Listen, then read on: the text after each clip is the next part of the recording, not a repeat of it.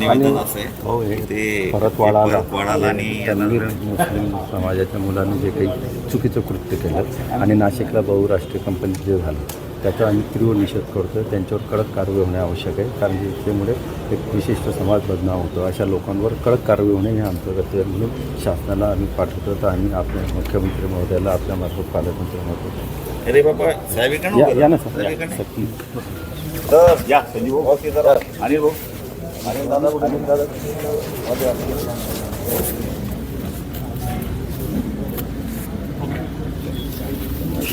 चलो. आज आम्ही महाराष्ट्राच्या मुख्यमंत्र्यांना जी परतवाडामध्ये घटना घडलेली आहे आणि नाशिकमध्ये बहुउद्देशीय कंपनीत जी घटना घडलेली आहे त्याच्यामुळे एका विशिष्ट समाजाला टार्गेट करून काही फेक न्यूज आणि काही नेरेटिव्ह सेन्स उपलब्ध करून जात आहेत.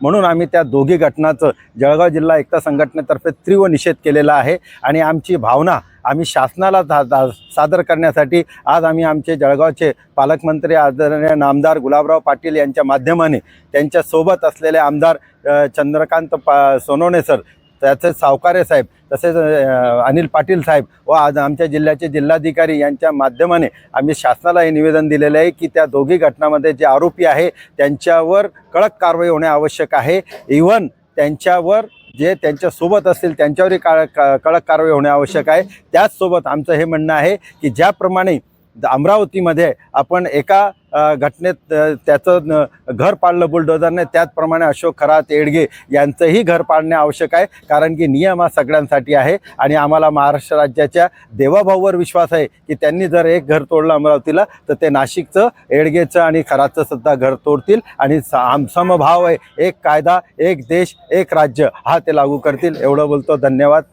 फारुख शेख, एकता संघटन, जळगाव.